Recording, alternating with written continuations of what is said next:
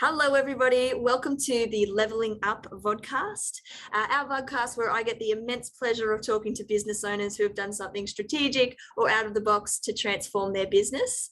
I am so excited to be interviewing Broden Johnson today, who's from Yakk.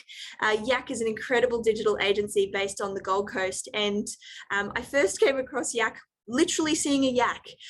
They have a mascot that is a yak. There is someone in a yak suit at expos, which is where I first saw the team, and I thought, got to chat to Broden. So welcome, Broden. Welcome to the podcast. Let's just kick off. Tell us a bit about Yakk.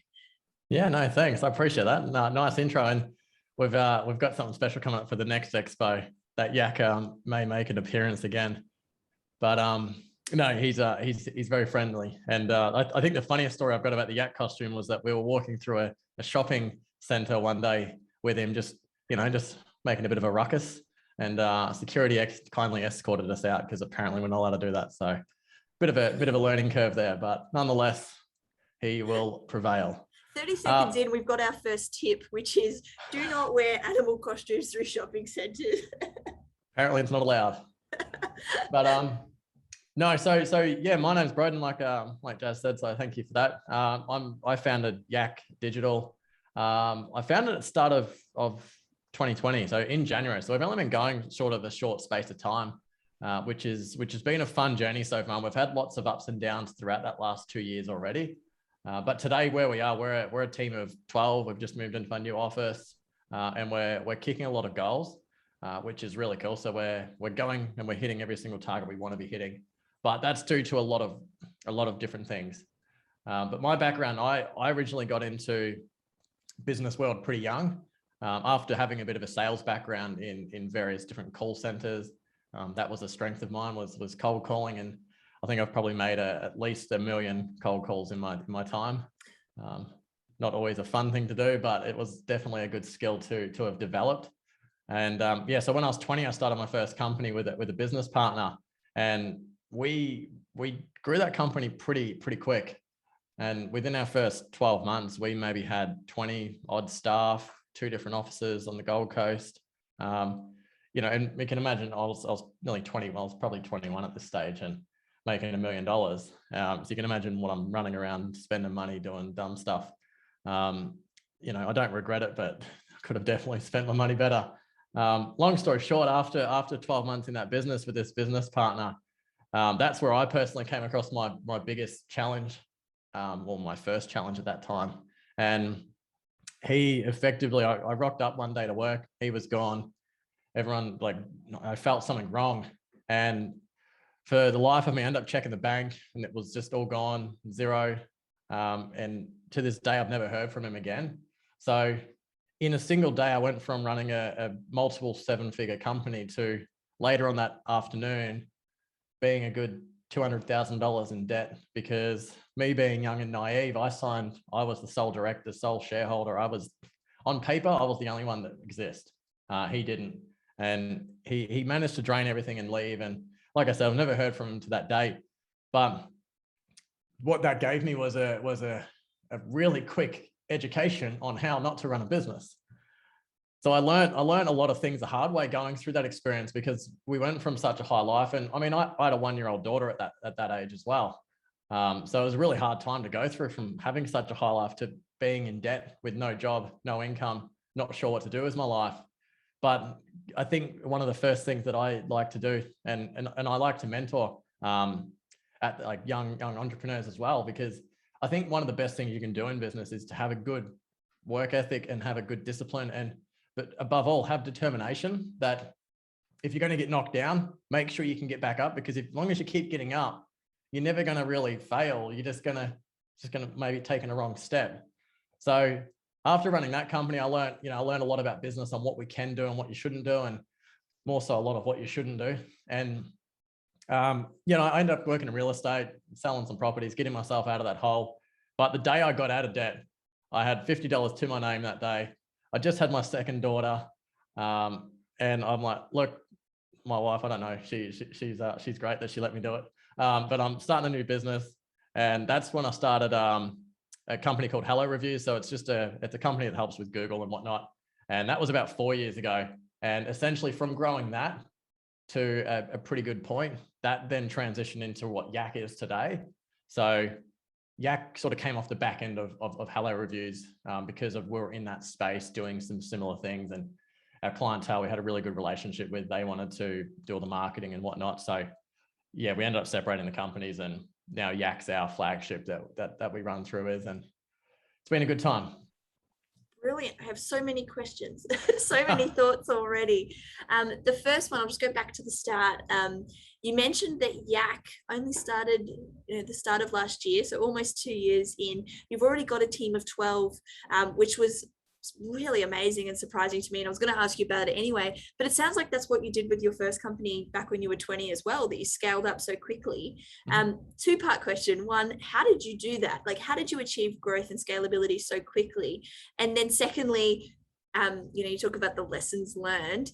Are there any risks or any lessons you've learned from scaling too quickly? Yeah, no, it's a really good question. The first time around, I think that was just all over the shop. That was probably not any, there was probably no good examples that come from that. Yes, we scaled pretty quickly. And the main takeaways I got from that was how to run an effective team. So I took away a lot of leadership aspects on that and cultural aspects. And I've always implemented them ever since going forward, because I think you've got to have the right culture for a right team. But from Yakk's perspective, so 2 years ago, it was just me sitting in my bedroom cold calling when it comes to Yakk. So over the 2 years we've been able to grow. There was a lot of hard work and long nights. And I think the first thing I want to say is that it might sound like a short space of time, but there was a lot of hours going on. I think for the last 18 months, I've been getting up at 3 a.m. and going to bed rather late. So I guess just being transparent on that, there's a lot of extra work that you put in, and that's what any business owner or entrepreneur already knows, is that we don't work the 9 to 5. We work the 3 a.m. till the midnight most of the time, right? But from I guess there's a lot of questions I can pull apart in your question as well. I mean, from a cultural point of view, I think that's really important, is you've got to developed a really good sense of culture. And that's one thing we've done really well. So each time someone's joined the Yakk team, they're getting on the bus with us, and we're all going in the same direction. So as a company, someone walks in our office, and we get told this all the time by our clients when they come in, they go, wow, like there was just this sense of vibe and energy in the office space. And that's exactly how we want it. So you can ask anyone on the team where we're going as a company, and they know exactly, because we catch up on a regular basis. We know exactly where we're going. Everyone knows where each other's person's goals are, and we all hold each other accountable. So we're all going in the same direction, to the same place, which is great, regardless of what position they have in the company. So I think as a first place, it's really good to get your culture right. And then secondly, you've got to be good at marketing, naturally.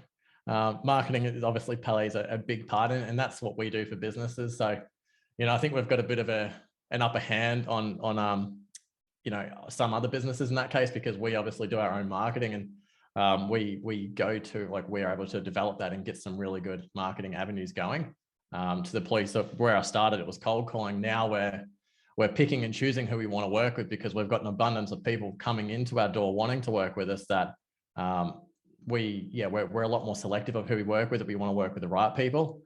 So developing the right marketing strategy would also be something worth mentioning there as well. They are awesome tips. And those regularly who tune into the podcast would have heard this theme before from business owners just like yourself, Broden, and that is, there's no such thing as luck. Yes, there's right place at the right time, but there's no such thing as luck. It does take hard work. So if you're on the edge of going, do I want to keep my 9 to 5 job, or do I want to be an entrepreneur and have my own business? It's not 0 to 12 staff overnight. You have to work at it. The other thing, I really love what you said about culture, and this is something new to come out of the podcast, and I think it's a really good point for people to take away. So if you do invest in the culture, again, it's not luck who you hire. You're going to hire the right people who fit into your culture, who you can trust as the business owner to just run and do awesome things and grow the company naturally. And it's something that I can absolutely relate to as well. I have people all the time ask me, how did you find such good people? And it's because you work here and you know what you have to stand for and what you have to do. And it sounds like Yakk are absolutely nailing that as well, which is awesome. Yeah, I think it's a really important point, and I don't think I can emphasize that enough. Like from a cultural point of view, that you need to have that team that works well together, that collaborates and has an open and safe place. And I was speaking to someone about this recently, and they said, like, what's something you would describe culture as? And I said, well, safe. Safe is a good word to describe culture, because it needs to be a safe place that they can come and work, that they feel like they can work, but also where they can feel safe to share their ideas. Because I mean, at the end of the day, I couldn't do what we do today without my team. And honestly, I look back and I go, how did I even survive without them now? Because the way that we do like, it just blows my mind. We were talking about that earlier as a team in our meeting, but like they're all experts at what they do. They're all awesome at what they do, and they're all way better at it than what I am. So I rely on them and I lean heavily on them to be able to get anything done, because they're all there for a specific reason. But what that means is that they've all got the place where they know that they can share their ideas and their thoughts on how to improve. Because like I said, I can't do it all on my own. And I've seen that a lot through coaching and mentoring businesses myself, that sometimes people struggle to let that go a little bit. They want to keep managing everything in every aspect, but that's a great way to be a bottleneck to a business, is if you stay there and everything has to go through you. You might get some growth, but it's going to be to a certain extent that that's where maybe if you're plateauing, maybe that's why. Maybe you need to start delegating and offering giving away a bit of your trust to your team to be able to do it, because you're hiring them for that job. So let them do it, is my opinion. Absolutely. It will set you free. I promise. Yeah. And as you would know, as Broden, you can, once you are delegated, you've got the freedom then to think of new ideas yourself, to grow the business, to look at other avenues. It is freeing, but you've got to have all those steps, such as culture, sorted before you go, and have the cadence. I think, as you say, have everyone knowing each other's goals, meeting regularly, being all moving in the same direction. You can't lose. Now, It would be remiss of me not to ask the marketer about marketing. So you mentioned that was one of the key points of how you grow a business sustainably. Do you have any tips or pointers for anyone who's watching the podcast who go, yes, Broden, tell us, how do we market our small business? Oh, absolutely. No, I got heaps. Look, whenever I work with a business, we always do a marketing strategy. We dive deep, and we end up getting a whiteboard 3 times or 4 times the size of this one behind me, and we fill it out with ideas, and it's brilliant. But we've always got to go right back to the start. And I find that there's just not a lot of people will miss that step. So I guess not knowing exactly who I'm talking to, but I would say go back to the start and start to identify who is your audience. You're not marketing to everyone. You're marketing to a certain group of people or persons, right? So that's called generally an avatar. Not the big blue creature from that movie, but an avatar, like your ideal buyer, your ideal client persona, whatever you want to call it. We call it an avatar. And go through and ask yourself a lot of questions on this person. So find out what your ideal buyer or avatar, what they do for work, what industry they're in. Are they married? Do they have kids? How old are they? What are they like doing on the weekend? What do they like doing after work? Do they go to the gym? Are they into self-development, personal learning?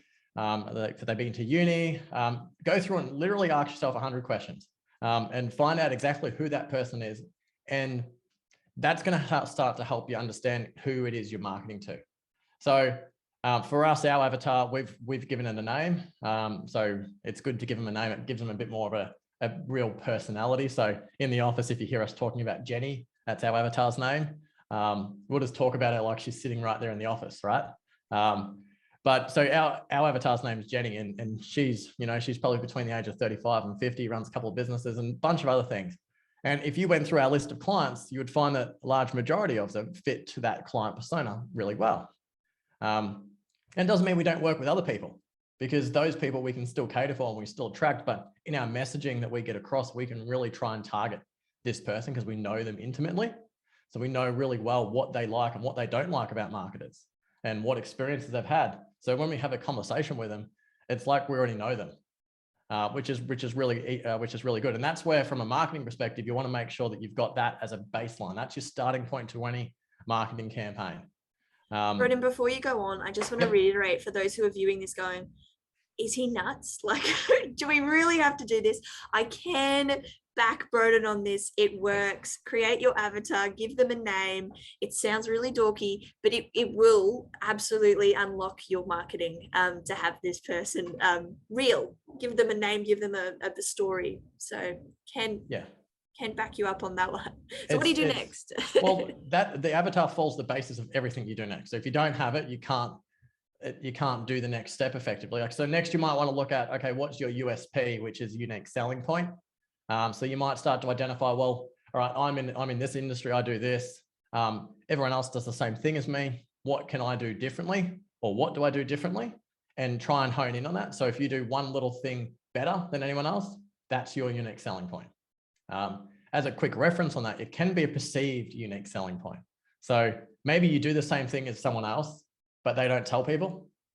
So if you tell people about it, it's still unique because they haven't told them that they also do it. So sometimes it's worth looking at your internal strategies and identifying what you do within your strategy that could be of value to your avatar, and then you can market that, right? Next, I'd then start looking at your features and your benefits and trying to articulate why someone wants to work with you. So there's a saying, you might have heard it before. It's WIFM, W-I-I-F-M. So every client you speak to, they're always going to be looking at or thinking, what's in it for me? What are they getting out of this?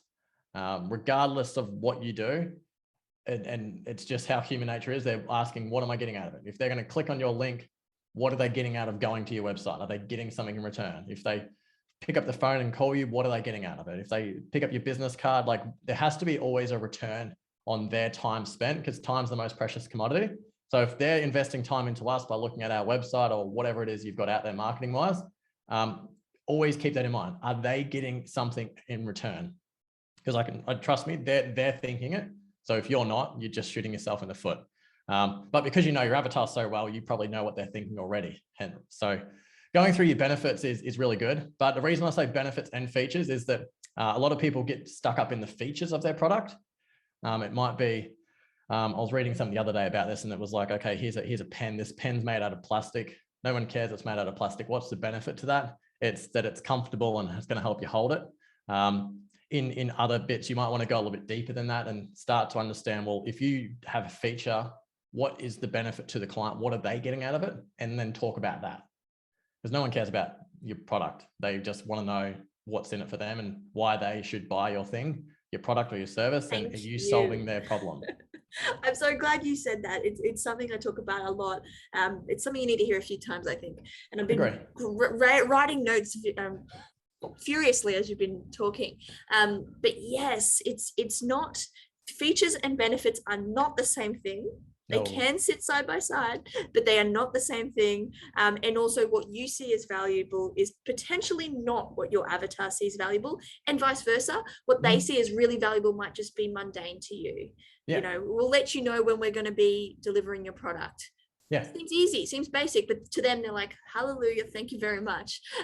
So look, and us being in the mix of it, we often get stuck up because we're in our business all the time. So we think that the new feature that was just released is really exciting, but no one else cares about it. Like when I start talking about SEO, like search engine optimization, people's eyes glaze over and they're like, oh, I don't care about this. And like, that's the thing. They don't care how I do SEO or how we make you rank higher or how we run a Facebook ads or whatever. They just want to know, are you going to make me more money? Are you going to grow my business? That's what we talk about. And who cares about the 252 things Google do? Because we find that interesting, but I can tell you what, no one else is going to find that interesting. So just make sure that's in your mind, because we get excited about the new features because it's awesome for us, because it's our business and we love our business, but other people don't love your business as much as you. So just focus on them. You want to, everything you do has got to be geared towards your clients.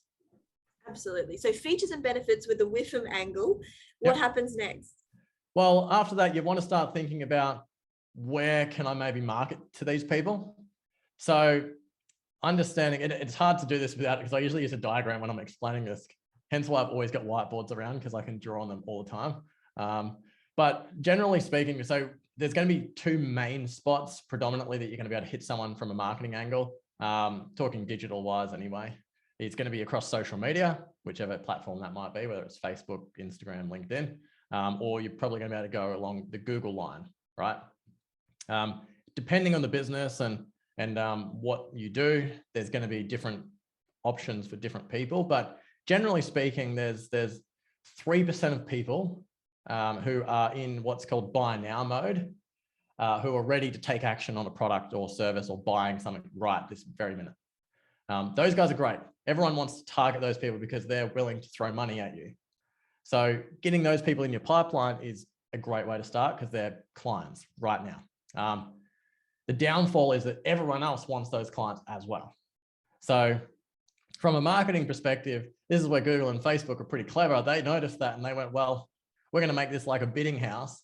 And that's where your cost per click comes into like the situation, because everyone's bidding for those same keywords. So now suddenly we're bidding against each other, and Google and Facebook make a shitload of money. Sorry, not sure if I can swear.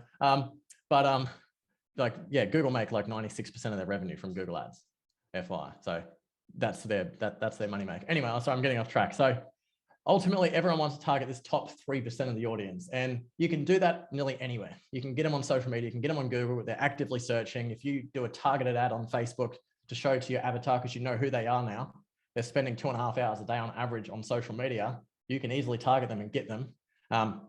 Right ad, right time, you'll get a client. But you're going to be competing. Keep that in mind. The rest of that triangle, the other 97% of people maybe aren't necessarily ready to take action yet, but if you can get in front of them strategically through a marketing campaign, and this is where Google somewhat drops off a little bit, because if someone's not necessarily looking right now, they might not be searching. So this is where social media comes into a little bit more of a hand, that you can still target those people because you know them so well that you can start getting in front of them with the right message at the right time, not trying to sell them at this point though. So you're not asking them for a commitment. You're not asking them to buy your shit. You're just saying, hey, here's a little bit of information about what we do. And you might go along with that approach. Again, it depends on your business. I'm being very generic here, but you can sort of get them in a different angle. So I suppose the point I'm trying to make is, when looking at your marketing strategy, identify what sort of clients you want to work with and what sort of message you are actually trying to convey. And are all your campaigns going towards that top 3% that want to buy now? If they are, fine, but you're competing.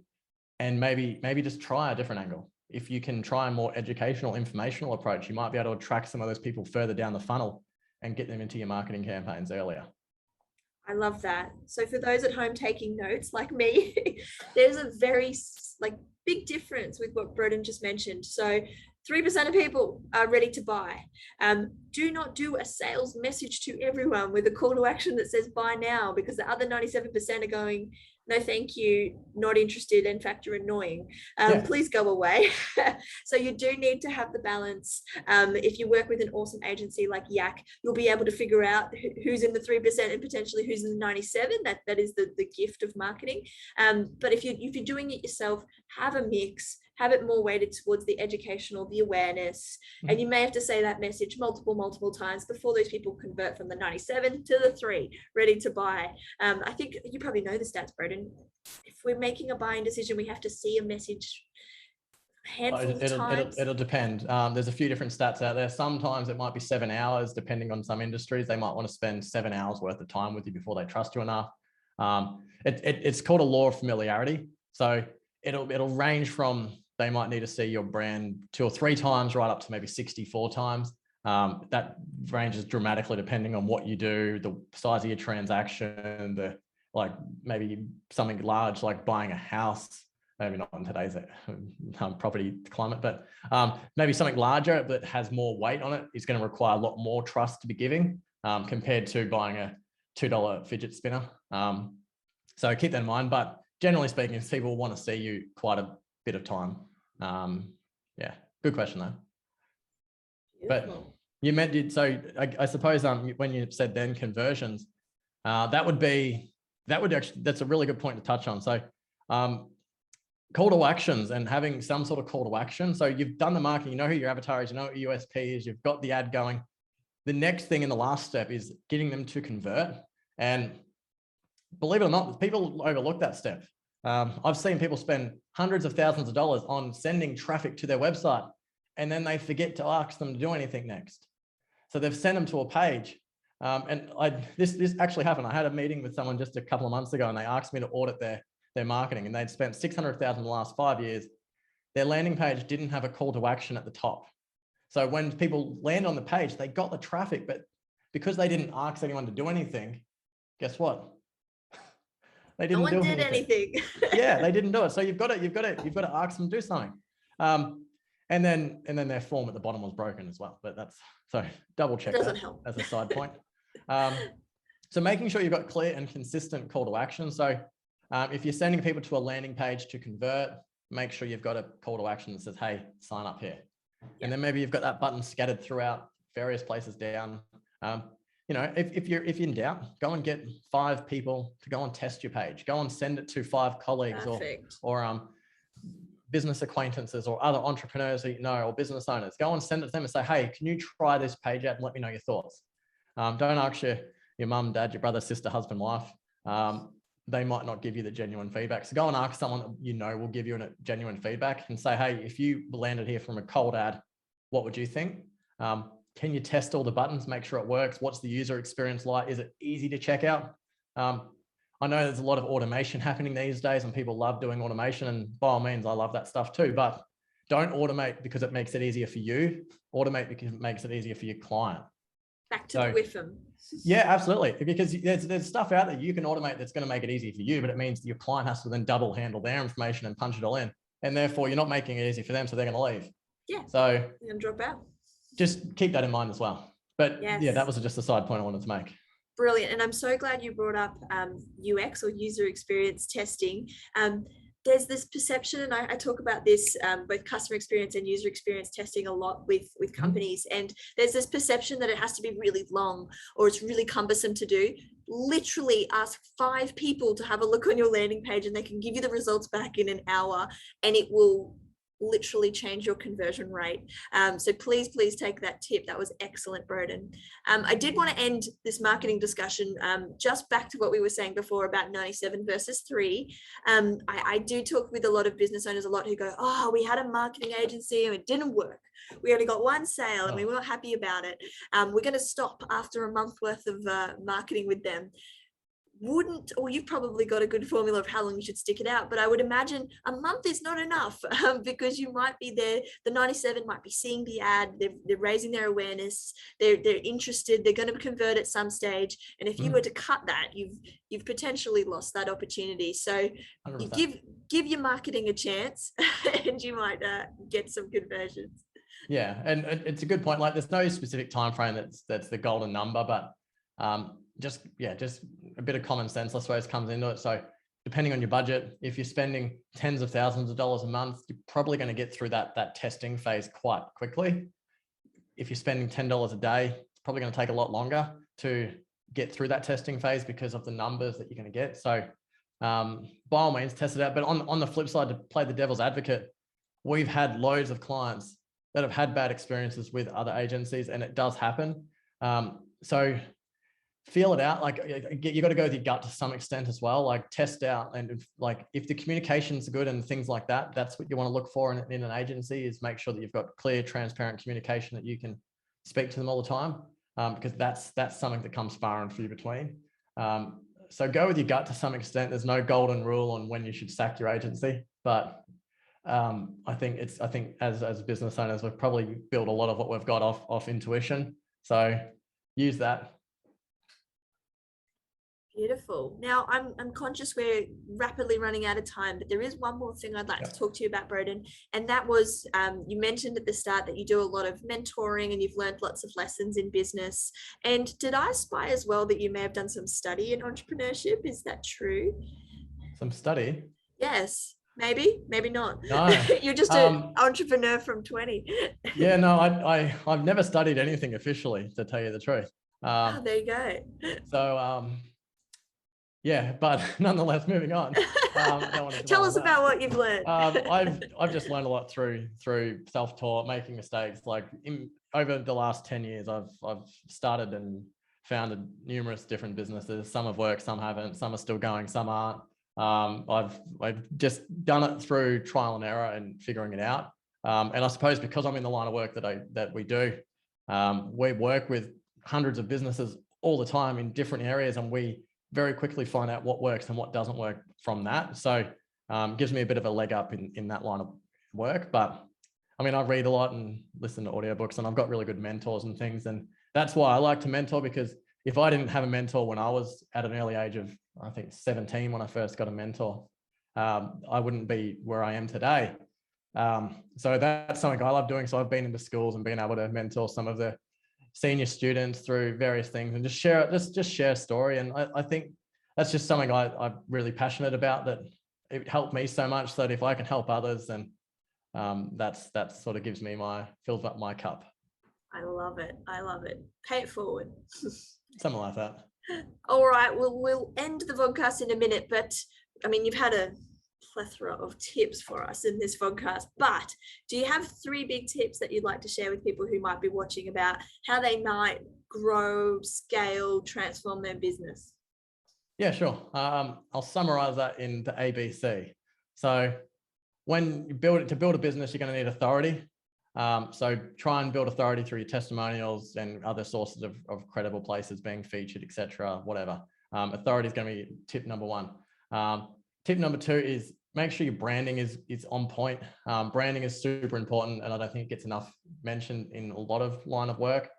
Branding is more than your logo. Branding falls right down to your culture and how you run your business, and every aspect of your business, from your website right through to your answering machine on your phone.